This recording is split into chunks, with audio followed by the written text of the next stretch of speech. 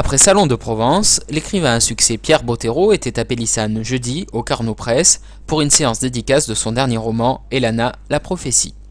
Rencontre avec l'auteur et ses fans. Alors, mon dernier roman s'appelle Le Pacte des Marchombres, Elana, la prophétie. Il s'agit d'un 3e tome qui conclut une trilogie. C'est un roman de fantasy, c'est-à-dire qu'il se déroule dans un autre univers qui répond aux règles de la fantasy. Pas de technologie, pas de ville, pas de voiture, mais des cités extraordinaires, des guerriers en armure, des chevaliers et des créatures. Et dans cet univers-là, une héroïne qui s'appelle Elana, et cette trilogie raconte ses aventures. Et donc c'est un dernier tome à la fois, c'est le dernier tome de la trilogie, mais c'est aussi le tome qui va conclure l'ensemble des romans qui se déroulent dans cet univers-là.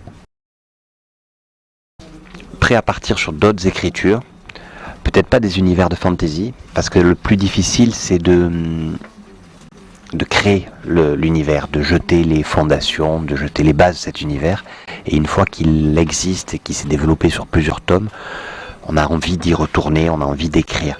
Donc certainement pour moi d'autres livres qui seront des livres pas de fantasy, et le jour où j'aurai de nouveau envie d'écrire la fantasy, il est fort probable que je replonge dans cet univers-là. Comment est-ce que tu as découvert Pierre Bottero ? Alors en fait c'est le père d'une amie à moi, donc je l'ai découvert grâce à ça, mais je sais qu'il est assez connu, donc voilà, c'est un peu une fierté aussi. En fait il est venu dans notre classe avant, il y a quelques années, 3 ans à peu près, pour nous présenter son métier, tout ça. Et après, c'est la maîtresse qui nous a proposé de lire un de ses livres. C'était Fils de sorcière. Et c'est comme ça qu'on a découvert ses livres. C'était un auteur de Pélissane et en plus, il a été en classe avec mon fils aîné. D'accord. Voilà. Et vous, est-ce que vous avez déjà lu l'un de ses livres ?